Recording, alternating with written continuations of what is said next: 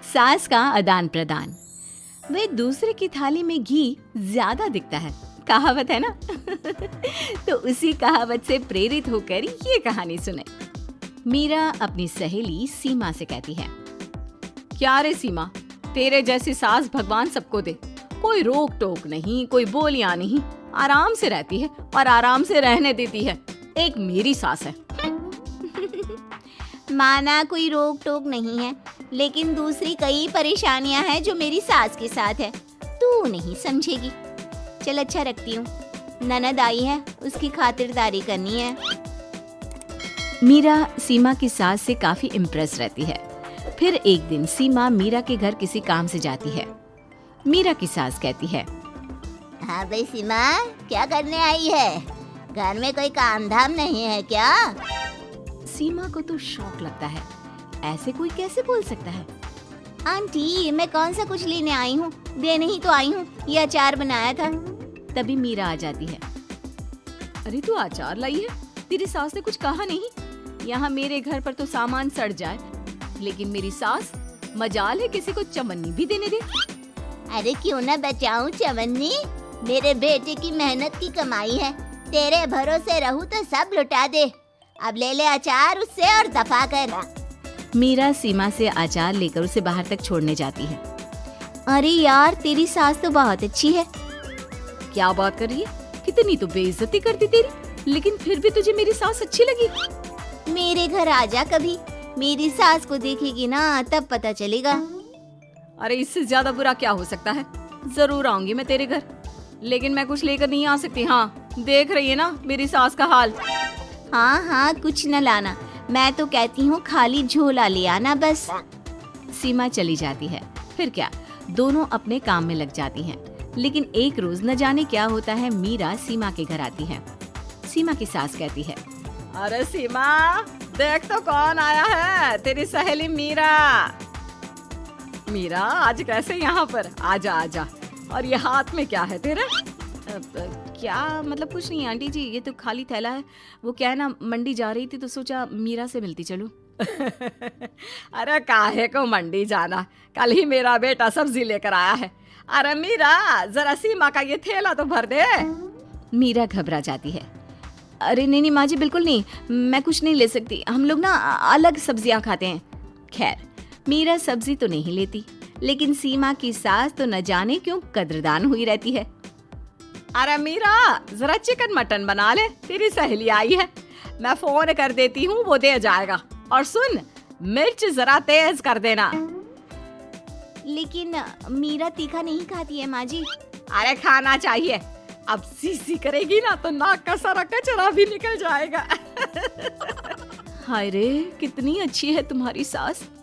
हाँ, तभी आसपास के सारे यहाँ खड़े हो जाते हैं सुबह से ही। अभी 2 मिनट रुक ना, खुद पता चल जाएगा। तभी पड़ोसन आती है। अरे बहन जी, चाय का वक्त हो गया, सोचा चली आऊं आपके घर। अरे क्यों नहीं क्यों नहीं, वो क्या है ना, बहू की सहेली आई है तो चिकन बन रहा है, वो भी लेती जाना। मैं जरा ज्यादा ऑर्डर कर देती हूँ। और हाँ बहू, पकोड़े भी तल ले चाय के साथ। जा जा मीरा बेटी, सीमा की मदद कर दे जरा। मीरा सीमा के पास किचन में जाती है, जहाँ सीमा सास को कोस रही होती है। घर में कितनी मुश्किल से सब्जी और राशन आता है, लेकिन ये नहीं समझेंगी। अरे पिछले महीने भी 2 बार राशन लाना पड़ा था, लेकिन ये है कि सच्ची यार, फिर भी तू लकी है। तेरी सास कम से कम मेरी सास की तरह तो नहीं है। मीरा कुछ देर रहकर वहाँ से चली जाती है। दोनों बहुएं किसी तरह सास के साथ दिन काट रही थी कि एक दिन सीमा कहती है, नहीं नहीं माँ जी, बस करिए, तंग आ गई हूँ मैं आपसे। मैं अब आपके साथ नहीं रह सकती। एक बार, बस एक बार आप मेरी सहेली मीरा की सास की तरह बनकर देखिए। अरे कितनी अच्छी इंसान है वो, कितना सोचती है घर के लिए। दूसरी तरफ मीरा, माँ जी कैसी हैं आप? कुछ तो सोचा करिए, समाज नाम की भी कोई चीज होती है। बस एक बार मेरी सहेली सीमा की सास की तरह बनकर देखिए। अरे कैसे जी जाती है जिंदगी, उन्हीं से पता चलेगा। दोनों की सास को आता है गुस्सा। अरे भाई, कोई छोटे बच्चे तो है नहीं जो किसी के साथ तुलना कर दे और वो कुछ ना कहे। मीरा की सास कहती है, मुझे तो सीमा के पास ही छोड़ा। सीमा की सास कहती है, तू ना मुझे मीरा के पास ही छोड़ दे। दोनों एक दूसरे से सलाह करती हैं और सासों का किया जाता है आदान प्रदान यानी एक्सचेंज। अगली सुबह मीरा की बदली हुई सास। अरे मीरा, मेरी बेटी आ रही है। मीरा को तो आदत थी कि घर का कोई भी आए दमड़ी ना निकले, ना कुछ बनाना ना कोई लेन देन। अच्छा माँ जी ठीक है, कोई बात नहीं।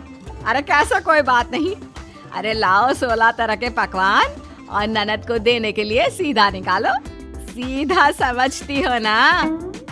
देना लेन देन? अरे माँ जी कैसी बात कर दी, इस घर में जो कोई कुछ भी ले आए, लेकिन मजाल है घर की चवन्नी भी कहीं चली जाए।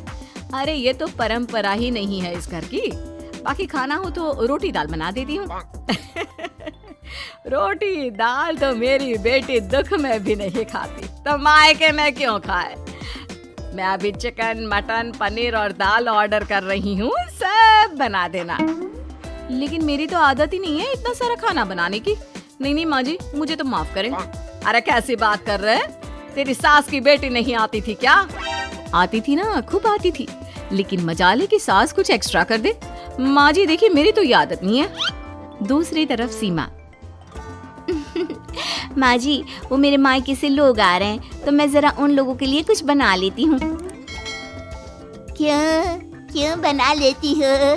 दाल रोटी बनी है ना, साथ में अचार रख देना। वैसे आ क्यों रहे हैं बेटी के घर? सीमा को तो बहुत बुरा लगता है।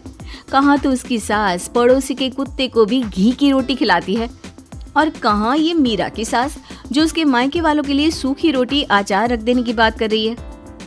वो मेरी भाभी आई है ना, नई, तो शादी के बाद भाई पहली बार आ रहा है। हाँ तो उन लोगों को बोल दो, हमारे घर का रिवाज है सास के लिए 10 साड़ी हार और सजावट का सामान लेकर ही आना, समझे? सास तो बोली जा रही थी, लेकिन सीमा को कुछ समझ में नहीं आ रहा था कि वो क्या करे। सीमा का पति। अरे सीमा क्या हो गया, तुम्हें तो माँ से बिल्कुल ऑपोजिट चाहिए थी ना। कहाँ माँ हर किसी के आओ भगत में तुम्हें लगा कर रखती थी, लोगों से खूब मिलती, घर का सामान बांटा करती थी। अरे याद है ना, तुम्हारे घर वाले आते थे 1 पैकेट लेकर और जाते थे पूरे 10 थैले के साथ। अब आएंगे 10 पैकेट लेकर और जाएंगे खाली। हाँ सही है। नहीं, मुझे नहीं चाहिए ऐसी सास, ये सब तो मुझे पता ही नहीं था। सीमा घबराकर मीरा की सास को लेकर उसके घर जाती है, जहाँ मीरा। सीमा ले जा अपनी सास भाई। हाँ, मैं भी तेरी सास वापस ही देने आई हूँ। चलो मम्मी जी, मेरे लिए तो आप ही सही हो। तो हमें उम्मीद है कि आपको हमारी ये कहानी पसंद आई होगी। कृपया हमारे चैनल को सब्सक्राइब करें और सभी अपडेट्स के लिए बेल आइकन जरूर दबाएं। और हाँ, वीडियो लाइक और शेयर करना मत भूलिएगा। Bye bye.